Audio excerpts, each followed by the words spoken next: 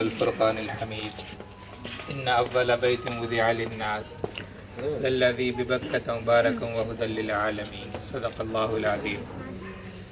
عزیز ساتھیو، جیسے کہ آپ حضرات جانتے ہیں کہ آزادی کا دن ہے، اس آزادی کے دن کے اندر اس آزادی کو لانے کے لیے بہت سارے علماء نے، مسلمانوں نے بہت سارے قربانیاں دی ہیں، تبھی جا کر ہمیں آزادی ملی ہے۔ بس ایسے ہی آزادی نہیں ملی، اس کے لیے ہزاروں علماء نے قربانیاں دی ہے، ہزاروں لاکھوں مسلمانوں نے قربانیاں دی ہے، تبھی جا کر ہمیں آزادی ملی۔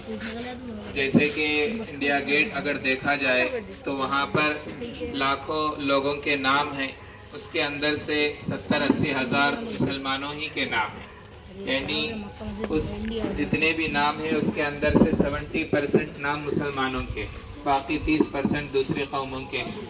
ہوتا ہے کہ مسلمانوں کا کردار آزادی کے اندر بہت بڑا رہا۔ اگر مسلمان آزادی کے لیے آگے نہ بڑھتے تو کبھی بھی ہندوستان آگے نہیں آتا اور کبھی بھی آزادی نہیں مل سکتی۔ اس میں مسلمانوں کا لمبا اور بہت بڑا ہاتھ رہا ہے، اس وجہ سے مسلمانوں کو آزادی ملی، اور اس کے لیے بہت سارے علماء نے آگے رہ کر، رہبر بن کر، سامنے رہ کر، قائد بن کر مسلمانوں نے، علماء نے کام کیا ہے۔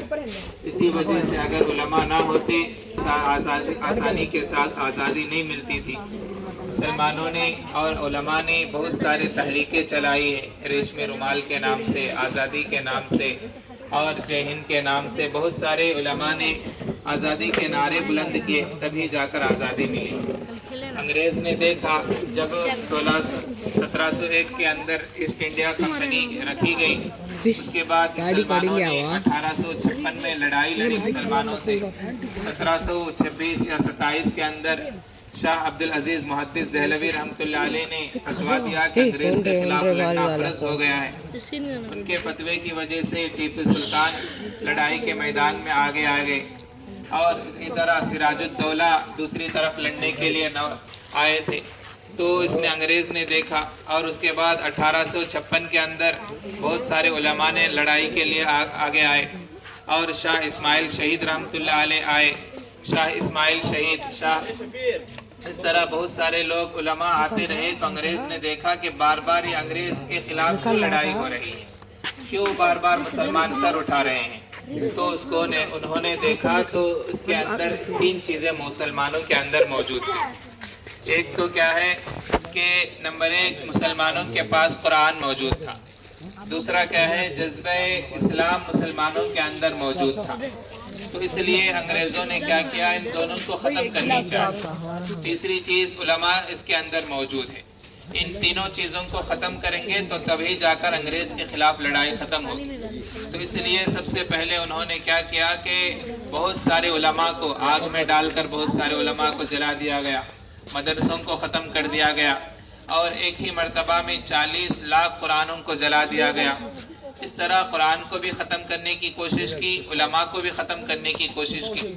تیسری چیز تھی جذبہ جہاد۔ تو جذبہ جہاد کو ختم کرنے کے لیے ان لوگوں نے کیا کیا کہ اسلام کے اندر بہت سارے غلط سلط روایات پیش کر دیے، بہت سارے لوگوں کو عورتوں کے لالچ میں، دنیاوی پیسوں کے لالچ میں، دوسروں کے لالچ میں پھنسا کر بہت جذبہ ایمان کو، جذبہ جہاد کو مسلمانوں کے اندر سے ختم کرنے کی کوشش کرتے رہے، اور قرآن کو تحریف کرنے کی کوشش کی۔ اس طرح کرنے کی کوشش کی، لیکن ان کے کوئی بھی کام ناکام رہا، ہر ایک کے اندر ناکامی ملتے رہی۔ آخرکار ان لوگوں کو ہندوستان چھوڑنا ہی پڑا اور مسلمانوں کو آزادی ملی ہے۔ تو اتنے سارے قربانیاں مسلمانوں نے دی تو تبھی جا کر ہمیں یہ آزادی ملی ہے۔ تو لہٰذا ہمیں اس کی قدردانی کرنی چاہیے۔ اگر ہم اس کی قدردانی نہیں کریں گے تو آج جو مسلمانوں کے خلاف سر اٹھا رہے ہیں، اور مسلمان، ہمارے بچوں کو یہ بتانی چاہیے کہ ہم نے آزادی کے خاطر کتنی ساری قربانیاں دی۔ اگر ہم بچوں کو نہیں بتائیں گے تو کیا ہوگا، تو بچے یہی کتابوں کے اندر پڑھیں گے، اسکولوں کے اندر یہی پڑھائیں گے کہ جواہر لال آزادی فریڈم فائٹر ہے، گاندھی فریڈم فائٹر ہے، اور کیا ہے سبھاش چندر بوس فریڈم فائٹر ہے، یہی لوگ ہیں۔ مسلمانوں نے کوئی نام ہی نہیں، کیونکہ اسکولوں کے اندر کسی مسلمان کا نام ہی نہیں رہتا ہے، سب مسلمانوں کے نام کو ختم کر دیا گیا ہے۔ تو مسلمان نے اتنے ساری کوششیں کی، اتنی ساری جنگیں کی، کسی کا نام نہیں۔ آخر کو ٹیپو سلطان کا نام تک بھی کتابوں سے مٹا دیا گیا۔ بس تاریخ ان کی ہے، سلطنت ان کی رہنے کی وجہ سے ذرا ذرا یاد کر لیا جاتا ہے، ورنہ اس جنریشن کو ٹیپو سلطان کا نام بھی معلوم نہیں ہے۔ تو اتنا مسلمانوں سے نفرت ہونے کی وجہ سے مسلمانوں کے ناموں کو ختم کر دیا گیا۔ اگر ہم اپنے بچوں کو نہیں بتائیں گے تو ہمارے بچے کیا ہے، غلامی کے اندر آ جائیں گے۔ تو ہمیں اپنے غلامی کو ختم کرنے کی کوشش ضرور کرنی چاہیے، ورنہ اپنے بچوں کو ہماری یہ قربانیاں نہیں بتائیں گے تو ہمارے بچے یہی سمجھتے رہیں گے کہ ان لوگوں نے آزادی لائی ہے، ہم لوگ کیا ہے گھر کے اندر بیٹھے ہوئے تھے، یہی سمجھتے رہ جائیں گے۔ اس لیے ہمیں اپنے بچوں کو جتنے بھی قربانیاں مسلمانوں نے دی ہیں ان تمام کو بتانے کی کوشش ضرور کرنی چاہیے۔ اللہ تعالیٰ کہنے سننے سے زیادہ عمل کرنے کی توفیق عطا فرمائے۔ وما علیہ الا البلاغ۔